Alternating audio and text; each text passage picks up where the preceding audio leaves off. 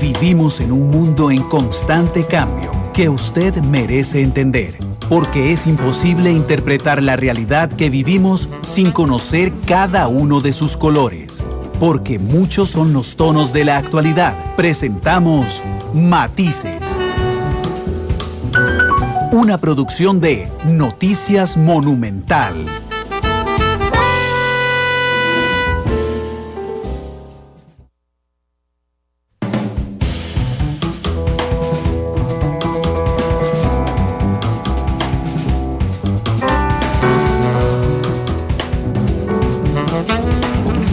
Hola, ¿qué tal? Buenas tardes, 3 de la tarde con 4 minutos. Bienvenidos a Matices, este programa de Radio Monumental, que es una producción del Departamento de Noticias, en el que analizamos los temas que son noticia en Costa Rica y en el mundo. Hoy es el penúltimo programa del año y estamos con los representantes de la Cámara de Industrias.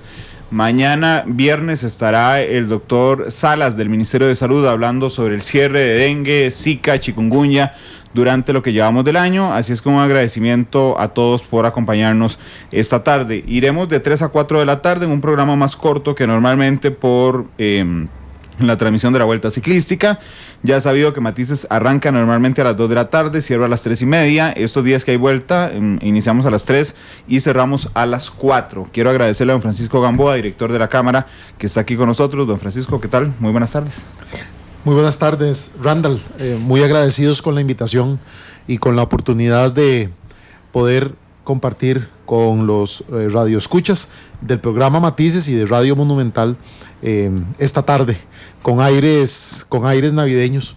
Bastante, ¿verdad? Y por supuesto aprovechando para desearles un feliz receso de Navidad y de fin de principio de año a todos los radioescuchas de Radio Monumental y también de las emisoras que componen este grupo radiofónico. No, muchas gracias más bien y gracias por estar aquí. Igual a don Carlos Montenegro, que es subdirector de la Cámara. ¿Cómo está, don Carlos? Bienvenido. Muy bien, muchas gracias y muy amable por darnos este espacio, como dice Francisco, ya tan cerca de la Navidad. Sí, tan cerca de la Navidad y tan cerca del fin de año, ¿verdad? Que es justamente la época que nos permite como hacer un alto en el camino y ver en retrospectiva lo que ha pasado y plantear proyecciones sobre lo que va a pasar. Así es que, don Francisco, le voy a pedir que empiece por lo que ha pasado. ¿Cómo ha sido este año para la Cámara de Industrias? Bueno, nosotros el pasado 8 de diciembre le presentamos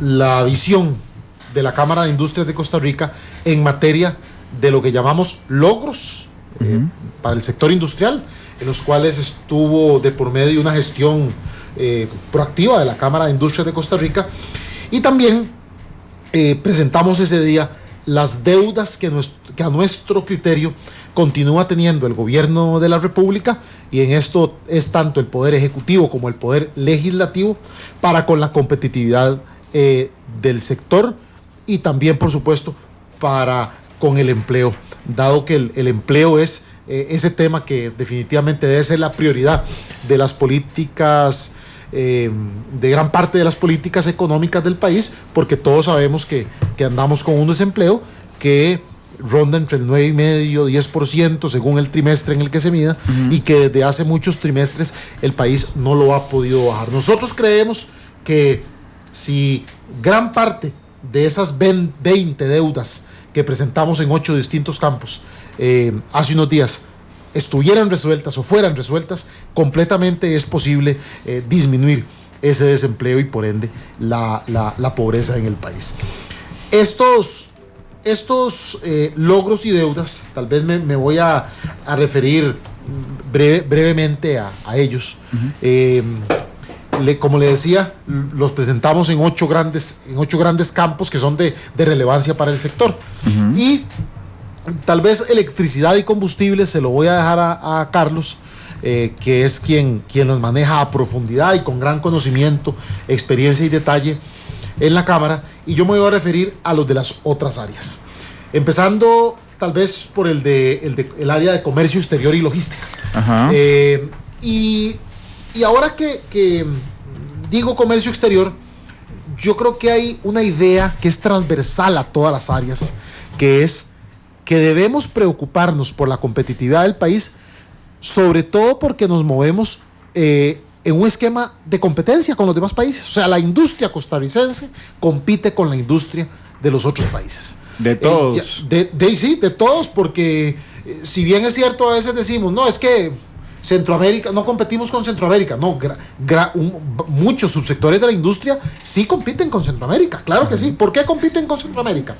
Porque Centroamérica es un destino muy importante para muchos subsectores de la industria, y porque hay producción radicada aquí en Costa Rica, de capital costarricense incluso, o capital extranjero, que perfectamente puede deslocalizar sus operaciones en Centroamérica. Entonces, si Costa Rica no comerciara con el mundo, si viviéramos aislados del mundo, muchos de los temas que nos preocupan o que consideramos como de alarma no lo serían, porque no competimos con nadie. Pero no es así en el mundo real. En el mundo real competimos con la industria de otros países en esos países, pero también en los terceros mercados donde tanto nosotros como esos países quieren entrar, y aquí mismo, porque el producto importado ingresa al país, el claro, producto industrial importado de otros países. Entonces, por todo lado competimos con el mundo y en el mundo. En el área de comercio exterior y logística, ¿cuál es un logro que logramos contabilizar? Es que el Tratado de Libre Comercio entre Centroamérica y Corea del Sur, que como sector industrial teníamos grandes reservas sobre el mismo y sobre los resultados de la negociación, sobre todo para sectores como el eléctrico, el plástico, el metal mecánico, fue una negociación que finalmente el país, según la información oficial que hemos recibido por parte de las autoridades del Ministerio de Comercio Exterior, es una negociación que al final balanceó obtener ingreso al mercado coreano para productos sobre todo de la agroindustria y del sector pecuario y pesca que les interesa ingresar a ese mercado. Eso se logró balancear bien con que las condiciones de venida de producto industrial coreano al país, todos sabemos que Corea es una potencia industrial, respetaron, al final los negociados respetó las sensibilidades de nuestros sectores productivos, con plazos de desgravación, exclusiones y demás. Entonces, eso es algo que nos tenía preocupados y que lo contabilizamos como un logro. Siempre dentro de comercio exterior, otros logros importantes que consideramos el sector obtuvo. Bueno, en el proyecto de ley dictaminado en la Comisión de Asuntos Internacionales de la Asamblea Legislativa, que es el proyecto de ley del Acuerdo de Facilitación de Comercio, se logró voz y voto en el Consejo Nacional de Facilitación de Comercio que esa ley crea para el sector privado. Y eso es importante, porque resulta que en materia de comercio exterior no solo es importante las condiciones de acceso y los aranceles que quedan pactados entre los países, sino que también es muy importante cuánto facilitamos en aduanas y en otros puntos medulares de la cadena del comercio, los trámites y demás. Y bueno, lo otro que fue un logro, y esto no fue tanto de la mano con el gobierno, sino fue más la acción del sector privado, se conformó junto con otras cámaras que consideran importante que el país inicie una negociación para incorporarse a la Alianza del Pacífico. Entonces formamos junto a otras cámaras el Consejo Empresarial de la Alianza del Pacífico, que durante este año impulsó el que Costa Rica retome el impulso que traía hasta 2014 y que a partir de 2014 perdió en esa área de la Alianza del Pacífico. En ese logro, aunque sea, vamos a ver, podría interpretarse como un logro parcial, ¿verdad? O incompleto, o un logro de ustedes el impulsar, pero que tal vez no tenga resultados iguales en el gobierno de la República. Totalmente, a diferencia de los dos que cité antes, que ya digamos están listos, sí. El partido pitó, llegó el pitazo final, el árbitro pitó en el partido. En este es entrenar muy bien para el partido. Exactamente, y además lo que esperamos es más bien que el árbitro se decida a dar el pitazo inicial para jugar el partido. Porque pero no ha servido el impulso, entonces. Bueno, en realidad yo creo que en esto la posición del gobierno de la República ha sido durante estos 2 años dar un compás de espera. Repito, ese compás de espera lleva más de 2 años y medio, que claro, es lo que lleva el gobierno. Que pareciera ser que va a ser un compás de espera del gobierno. Pero eso es casualmente lo que hemos expuesto a los diferentes actores del Poder Ejecutivo, empezando por la Presidencia de la República, de la necesidad de que este es un partido que debe jugarse. No podemos adelantarnos a saber si el resultado de un partido nos gusta o no, hasta que ese partido no se juegue. Deudas que todavía en materia de comercio exterior y logística el país tiene. Bueno, una deuda es que el país sigue aplazando definitivamente la decisión de empezar a negociar comercialmente para integrarse a la Alianza del Pacífico. Por otro lado, que no hay avance sustancial en proyectos de infraestructura, como la Ruta 32, entre otros. Por dicha, eso no es cierto para el tema de APM Terminals, que va avanzando a buen paso y que nos va a poner en una posición de donde siempre debimos estar en materia de infraestructura portuaria. Y nunca hemos estado. O sea, hemos tenido un rezago que nos coloca siempre en el puesto 120 y tanto en los rankings que componen 140 países en materia de infraestructura.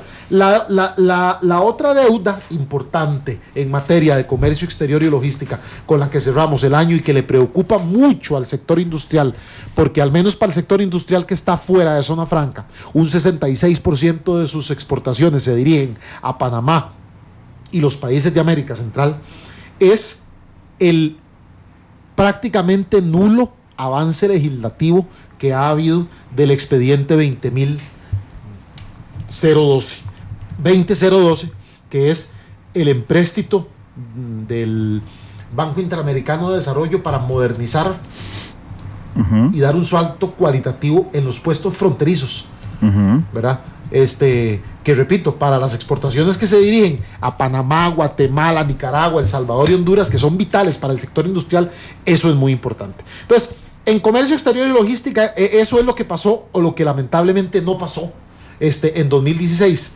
Antes de pasar tal vez a otros temas, podríamos conversar de alguno de los dos temas que Carlos maneja también, que son electricidad o combustibles. Don Carlos, ¿con qué empezamos? ¿Con electricidad o con combustibles? Empecemos con electricidad, si le parece. Empecemos con electricidad, vamos. Sí, bueno, en el tema de electricidad, el año, a inicios de este año 2016, tuvimos buenas noticias en el sentido de que las compañías distribuidoras solicitaron ajustes muy fuertes para el 2016 y la ARECEP fue bastante estricta en una cosa que nosotros veníamos insistiendo desde hace varios años, de no reflejar en las tarifas costos que no eran necesarios para brindar los servicios, tanto en electricidad como en combustibles. Bueno, en el año pasado, por ejemplo, la Compañía Nacional de Fuerza y Luz solicitó un 35% de aumento y la ARECEP le otorgó un 18%, y en el caso del ICE pidió para generación un 12% y la ARECEP le otorgó un 0.6%. Y en distribución, que es la tarifa final, digamos, que recibe el consumidor, solicitó un aumento de un 8.3% y le otorgaron más bien una rebaja de un 6.7%. Y así sucesivamente, pues sentimos que la ARECEP se amarró un poquito los pantalones y no le dio luz verde a todo lo que pidieron los operadores de los servicios. Y esto, pues, es un logro porque sentimos que es el camino necesario para ir controlando ese crecimiento de costos. Y eso tal vez le pongo un ejemplo de qué es lo que ha venido ocurriendo con las tarifas. Resulta que en el 2005-2006, la industria, por ejemplo, tenía tarifas en Costa Rica de 7 centavos de dólar el kilovatio hora. En Estados Unidos eran de 6 centavos. Y en Europa eran de entre 9 y 10 centavos de dólar el kilovatio hora. Pero para el año 2013, por ejemplo, ya en Estados Unidos seguían siendo 6, 7 centavos de dólar. En Europa eran de 12 centavos de dólar en promedio europeo, pero en Costa Rica eran de 18 centavos. 18 centavos el kilovatio hora. Se duplicó y un poquito más todavía. Claro, pasamos superamos las tarifas de promedio de Europa y de Estados Unidos, pues más que se duplicaron. Entonces, el 2014, 2015, gracias, digamos, un poco a que hubo menos consumo de combustibles para generar electricidad y en el último año más lluvias también, han andado un poquito más bajas, ahí cerca de los 14 y 16 centavos.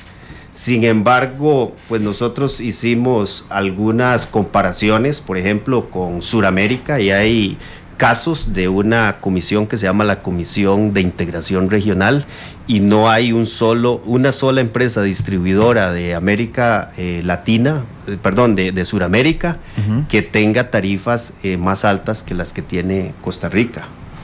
Y eso es nos curioso preocupa. porque en los otros países de Latinoamérica hay mucha producción con base en combustibles fósiles. En Costa Rica no necesariamente, a menos de que llueva poco. Es correcto. En el pasado Costa Rica tenía, incluso con Centroamérica, una gran ventaja por producir con energía renovable, especialmente con agua, con la hidroelectricidad. Lamentablemente hoy en día el costo de estas plantas que se han ido agregando al sistema han hecho que estructuralmente los costos de la generación con agua, aunque el agua sea gratis, el costo de la planta es finalmente un costo muy alto que se tiene que pagar en la tarifa eléctrica.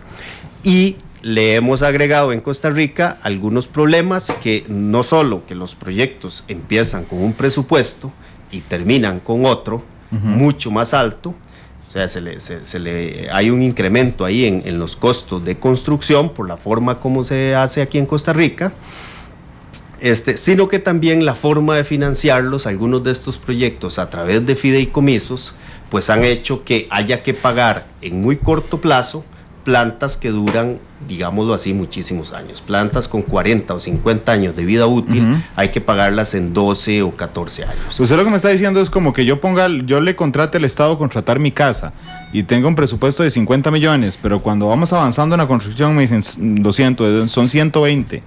Y entonces me dicen, y además el plazo para pagarlo es de 3 años. Correcto. Más o menos es ese ejemplo. Pues sí, el hecho de que se le va sumando al presupuesto es correcto. Lo otro es que le dicen, usted tiene dos formas de financiarlo.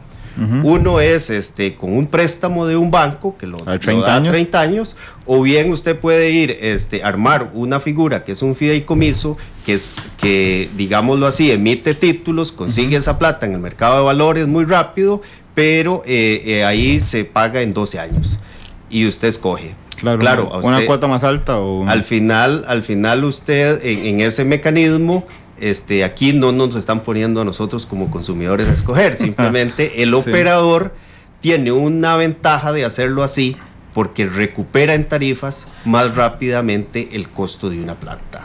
Pero este logro del que usted me habla, que es justamente que la RECEP rechazara y matizara algunas solicitudes de aumento a principios de 2016, es lo mismo que anunciaron ayer también, porque por ejemplo la autoridad reguladora ayer anuncia rebajas en las tarifas del ICE de 8,96, de la Compañía Nacional de Fuerza y Luz y 14,75, JASEC menos 7,45, Empresas de Servicios Públicos de Heredia menos 4,72, Copelesca menos 0,64, Copeguanacaste 0,401 menos 4,01, Copesantos menos 0,59 y Copealfaro Ruiz menos 1,32, gracias a la producción, don Francisco, hidroeléctrica que se dio este año. Es decir, ya podríamos ir apuntando un logro para el otro año, que es justamente una nueva rebaja en las tarifas eléctricas. Sí, Sí, no, yo quería agregar que el problema es que hemos entrado en esto de que los operadores hacen estimaciones de costos muchísimo más altas de las que realmente necesitan, y entonces ARECEP tiene que ponerse estricto en ver qué es no necesario y qué los no. operadores meten en las tarifas cosas que no se usan para generar electricidad. Y digamos incrementos, por ejemplo, de salarios, presupuestan cosas más allá de lo que a juicio nuestro y en estos casos de la ARECEP son requeridos para brindar el servicio. Como cuando Recope metió la fiesta de Navidad en las tarifas de combustible. Por ejemplo, pero digamos en el caso de la compañía de Fuerza y Luz, que ahí viene una rebaja, este año lo que pasa es con la compañía es que no ha logrado darle información consistente a la ARECEP. Entonces, ojalá que no, pero si la compañía logra, digámoslo así, convencer a la ARECEP de que sus cifras ya son correctas porque han generado inconsistencias, hay, digamos, algunos problemas en la información, y no solo de la compañía de Fuerza y Luz, sino también de Recope, por ejemplo, en que la auditoría externa no puede dar fe sobre ciertos rubros. Entonces emite lo que se llaman una opinión con observaciones. ¿Ese es el logro? ¿Y la deuda? El logro es que sí, ARECEP se ha puesto seria. La deuda es que yo creo que en el fondo es muy poco lo que se ha hecho para realmente actuar en el camino, digamos, correcto de rebajar las tarifas, que es el camino de mejorar la eficiencia. Ok, de estos. Lo que quiere decir es que el gobierno de la República ha hecho muy poco, nada, prácticamente, para reducir las tarifas, y que la reducción de tarifas es meramente coyuntural porque la ARECEP se socó los pantalones. Pues si se sigue, si es consistente en esta línea, yo creo que, y eso es lo que nosotros esperamos, que los operadores pues se matriculen en esa línea de mejorar su eficiencia, sí, aumentar la eficiencia operativa, empezar a hacer benchmarking, porque cuando nos comparamos con otros países resulta que estamos quedando incluso ya con Centroamérica muy mal. Entonces hay que ver qué es lo que estamos haciendo realmente que no corresponde con lo que está pasando afuera, para poder mejorar las tarifas. Sí, en eso que Carlos mencionaba ahora, del tema de que los prestadores del servicio, los operadores en el mercado eléctrico hacían esas grandes obras y querían financiarlas o ya obtener vía tarifas el cubrir lo que se había invertido en muy poco tiempo, y que eso siempre querían cargarlo a las tarifas que todos, las empresas y las personas, pagamos en las fábricas, en los comercios, en las casas. Eso es para que la gente que nos está escuchando pueda comprender un poco a veces lo ilógico de ello. Es como que a alguien que trabaja en una empresa va a comprarse una casa para vivir con su familia, y el banco le presenta la opción de a cuánto tiempo, a cuánto plazo quiere endeudarse. Si a 20 años, 25 años o 30, y él diga no, a 10 o a 12. La cuota le queda enorme.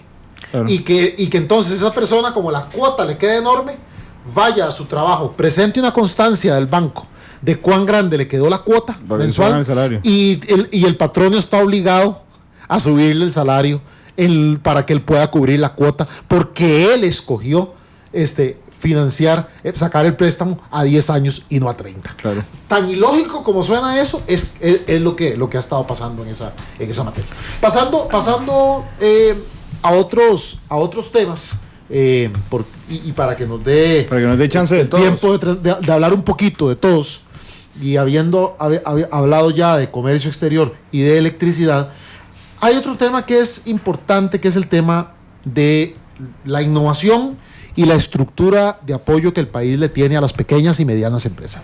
¿Y por qué la innovación es importante? Porque cuando no se es un país barato para producir, como es Costa Rica, que no es barato, ni para producir ni para vivir, el tema de hacer las cosas, de hacer productos y de prestar servicios que sean diferentes, es la clave para sobrevivir. Entre menos diferente es lo que se hace, más se compite con lo masivo, con lo que hace todo el mundo, y entonces más relevancia toma el tema de los costos. Entonces la innovación, por eso es que es fundamental. Y en la innovación nosotros tenemos como un logro la aprobación en el seno del Consejo de Banca para el Desarrollo, una estrategia muy, muy coherente y muy completa de atención al emprendimiento y la innovación.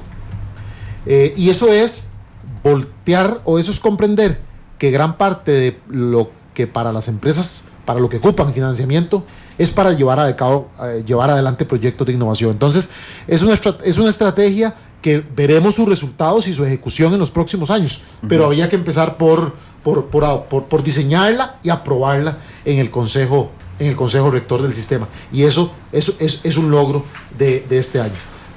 Siempre dentro de esa materia hay otro logro, que es la emisión, aunque con retraso. Nos hubiera gustado que sucediera algunos años antes, pero nunca es tarde cuando la dicha es buena. Entonces, el hecho de que nos hubiera gustado que sucediera hace muchos años no hace que lo dejemos de contabilizar como un logro. Es la emisión de la normativa de regulación diferenciada por parte del CONACYF y de la SUGEF para los recursos del sistema de banca para el desarrollo. No tiene ningún sentido que haya sistema de banca para el desarrollo si los parámetros, indicadores y camisas de fuerza que las entidades financieras tienen para prestar esos recursos no son diferentes a lo regular, comercial normal. A lo normal, porque entonces banca de desarrollo se convierte básicamente como en un saludo a la bandera. Sí, sería un préstamo personal que se llame banca para el desarrollo. Así es. Totalmente, así es. Y las empresas ocupan esa regulación diferenciada. Deudas en estas áreas, así como hay logros, por supuesto, hay deudas. Y las deudas principales, primero, que al sector productivo de este país y a la industria en particular, se les sigue debiendo una institucionalidad mediante una agencia de innovación, como lo ha propuesto la Cámara de Industrias de Costa Rica desde hace varios años, que promueva, que centralice la promoción de la innovación y los esquemas probados en otros países. Esto no es un invento que hemos hecho aquí, sino que otros países tienen. El sector productivo cuenta con una agencia oficial, una agencia del gobierno, que básicamente trabaja mañana, tarde y noche diseñando los programas y ejecutando esos programas para que las empresas sean más innovadoras. Deudas, otras deudas en este campo. Ha sido particularmente y tal vez decepcionantemente lento el avance de la implementación del esquema de garantías mobiliarias que el país aprobó hace algunos años. ¿Qué es esto? Esto es que en el mundo de hoy, en la nueva economía, no solo las cosas tangibles como edificios, terrenos y máquinas son las garantías que las empresas pueden ofrecer al sistema financiero, sino más bien que sean otro factor asociados a la creación de propiedad intelectual, a los contratos establecidos con clientes. O sea, el mundo y cómo las empresas se prestan negocios ahora, en la actualidad, cambió radicalmente hace algunos años. Y en esa línea debe de abrirse el sistema financiero a aceptar garantías que no son necesariamente las que siempre fueron las tradicionales. Bueno, el país emitió una legislación de garantías mobiliarias, pero ni su reglamentación ni su implementación han sido al paso adecuado. Y la otra gran deuda es, hace casi 3 años, o un poquito más tal vez, se estableció un préstamo. No es un regalo ni una transferencia, es un préstamo del Banco Interamericano de Desarrollo al gobierno de Costa Rica, que es lo que conocemos como el Programa de Innovación y Capital Humano para la Competitividad, que los conocemos de manera simplificada como los fondos PIN, que administra y ejecuta el Ministerio de Ciencia y Tecnología. Y básicamente ha habido una ejecución completamente ineficiente de esos recursos. En realidad, durante todo el año, cuando no fue una cosa, fue la otra, con cada coma o cada punto y seguido, punto y coma que le faltaba a los documentos, la unidad ejecutora privó en la unidad ejecutora una visión absolutamente obstruccionista. Tanto fue así que estos recursos por los cuales las empresas aplicaron, pequeñas y medianas empresas, y que eran recursos para fomentar proyectos innovadores adentro de la empresa, al cabo del tiempo, muchas dijeron: mire, muchas gracias, renunciamos a esos recursos, porque nosotros ocupábamos o habíamos aplicado para eso hace 2 años porque queríamos hacer esta innovación por esta necesidad que detectamos hace 2 años que tenía el mercado y que nosotros le podíamos suplir. Pero 2 años después, otro lo atendió, otra empresa de otro país atendió esa necesidad. Sí, y ahora se importan aquí. Ya no, demasiado tarde. Entonces, eso es un problema. Estamos con los representantes de la Cámara de Industrias hablando sobre los logros del 2016 y las deudas del 2016. Hemos hablado ya hablamos de electricidad, hablamos de comercio exterior, hablamos de innovación en pymes y ahora vamos a hablar de combustibles, don Carlos Montenegro. Claro que sí, en combustibles el país tiene lo que algunos industriales consideran un problema fundamental y es que pues vivimos con un monopolio que es Recope, que es el único por ley autorizado a importar y distribuir combustibles. Y entonces los combustibles tienen no solo un impuesto único muy alto, sino también tienen que cubrir el costo de operación de Recope. Entonces, que es muy alto. Que es muy alto también. Y lamentablemente la última modificación que se hizo de la metodología de precios de los combustibles quitó una opción que había para fijar los precios en Costa Rica, que era fijar ese margen de operación de Recope, lo que se llama el factor K en la jerga de la metodología, con base en los costos históricos o con base en un benchmarking internacional. Y la última metodología eliminó la posibilidad de hacerlo de un benchmarking internacional y dejó solo el factor K, que depende de la historia de costos que trae Recope. Entonces el logro mata la competitividad de una vez. Absolutamente, afecta los costos locales de los combustibles. El año pasado, el 2016, ya lo veo como el pasado, este año, a inicios de año, pues Recope esperaba un aumento de un 6% en los costos de operación, o sea, ese factor K. Un 6,3% cuando pues la inflación había sido casi cero. No estamos hablando de los costos internacionales, sino los costos locales, y entonces él pidió un 6,3%, y en esta línea también tenemos que reconocer la fortaleza de ARECEP en revisar y decir, no, mire, estos costos no van, y lo que le toca no es un aumento de un 6%, sino una rebaja de un 17%.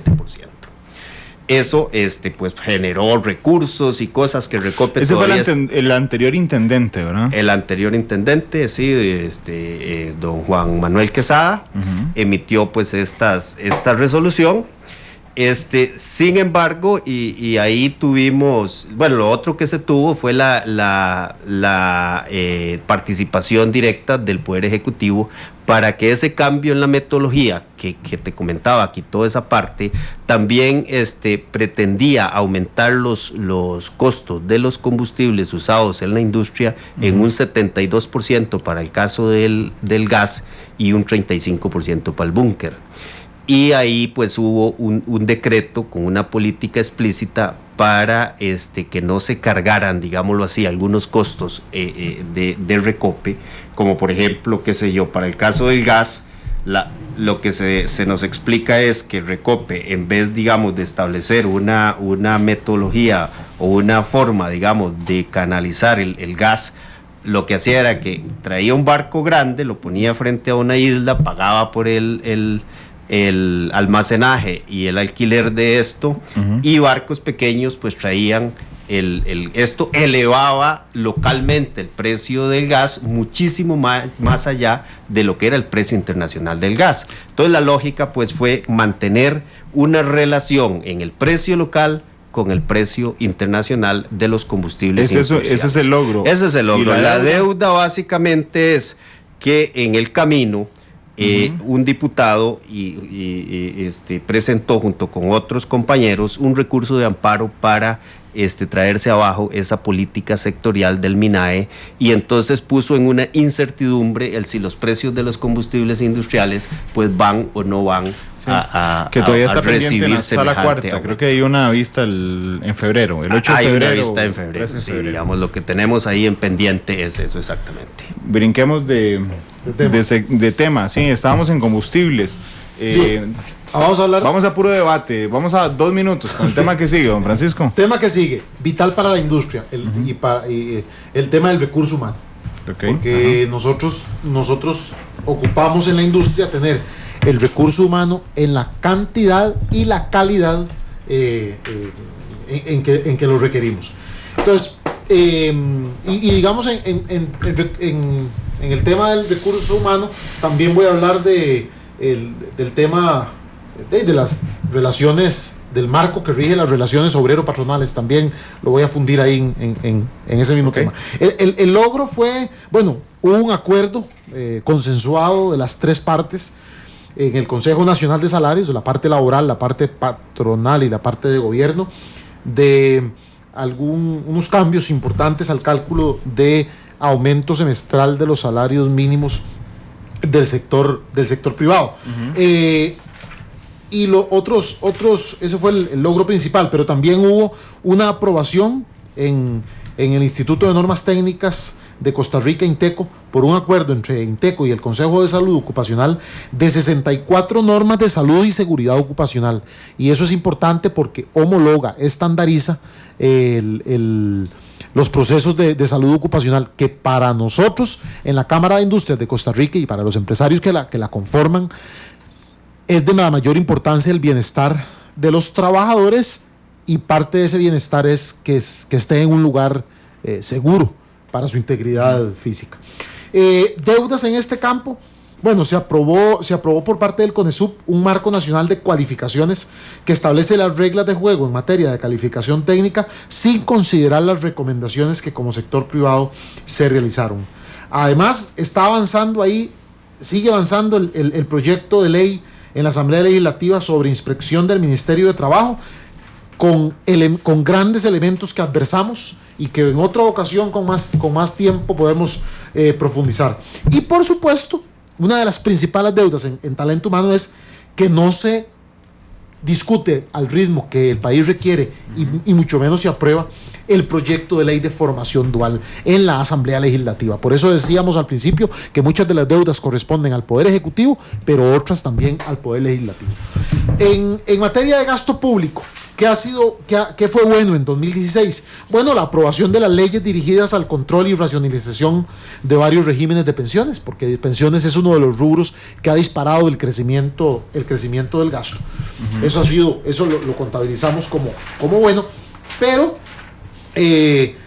deudas hay, por ejemplo, la oposición de los diputados de varios partidos a finalmente llegar a una versión consensuada de legislación sobre empleo público. Vea, los pluses salariales definitivamente, a como están diseñados, son una espiral que aumenta el gasto de manera muy, muy inadecuada para el país. En materia y sobre ese tema fiscal, en realidad, Randall, daría para hacer un programa, o sea, en septiembre. De hecho, lo podemos dejar para el arranque totalmente, año, solo de ese tema. Porque nosotros en septiembre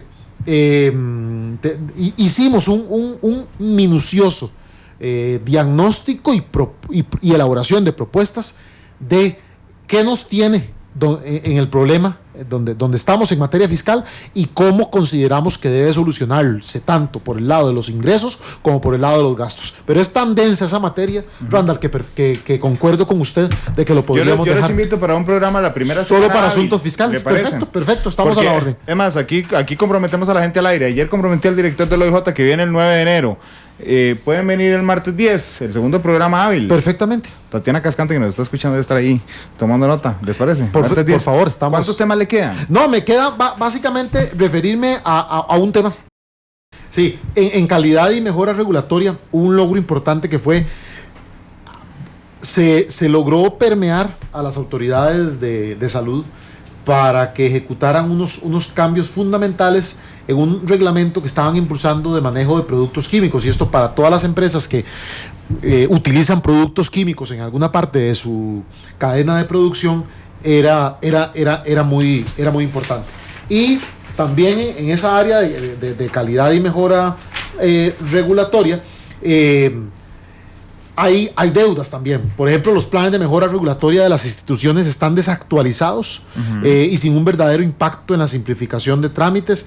No hay avances en la reforma a la ley del Sistema Nacional para la Calidad.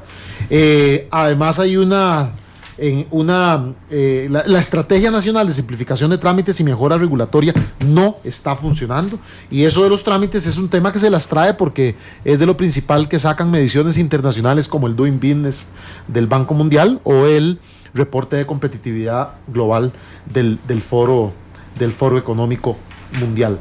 En materia de ambiente, sostenibilidad y responsabilidad social, que es algo importante para la industria, porque la industria costarricense y el sector productivo de servicios a la industria es consciente de la importancia de cuidar el ambiente y el planeta en el que vivimos y cuidar también el bienestar de los colaboradores. Un logro importante que fue la firma de varios actores de el Pacto Nacional para la Implementación de los Objetivos de Desarrollo Sostenible en septiembre pasado. Eso fue importante, así como también un inventario que hicimos en la Cámara de Industrias sobre gastos e inversiones ambientales realizadas en el sector manufacturero como apoyo de un proyecto al BIC. Deuda en esa materia, bueno, básicamente ahí no se define aún el esquema y el funcionamiento del mercado voluntario doméstico de carbono dentro del programa de C Neutral, y ahí también hay un tema con el Servicio Nacional de Aguas Subterráneas, Riego y Avenamiento, que es el SENARA, que continúa sin resolverse. Hay un tema de una matriz de SENARA que está en el Tribunal Contencioso Administrativo. Es difícil referirse a veces en una hora a 19 logros y a 20 deudas, pero ese es el balance que realizamos del año, y de nuevo agradecemos mucho, Randall, la invitación. Creo que tanto para Carlos como para mí ha sido un honor y un gusto compartir esta tarde con usted, y como al principio le reiteramos a usted y a toda su teleaudiencia también, y a todo el equipo acá de la radio, unas muy felices fiestas y un feliz descanso. Gracias, don Francisco. De hecho, nos veremos entonces el 10 de enero de una vez para hablar sobre el tema fiscal relacionado con la Cámara de Industria. Don Carlos, muchas gracias también por haber estado con nosotros. Muchas gracias a usted y muy amable por la invitación. Gracias a ustedes que nos acompañaron hoy a las 8 en Canal 2, la repetición de Matices. Los invito mañana a las 3 de la tarde, es el último programa del año. Mañana estará el doctor Daniel Salas del Ministerio de Salud hablando directamente sobre el cierre ya anual de Zika, chikungunya y dengue. Feliz tarde.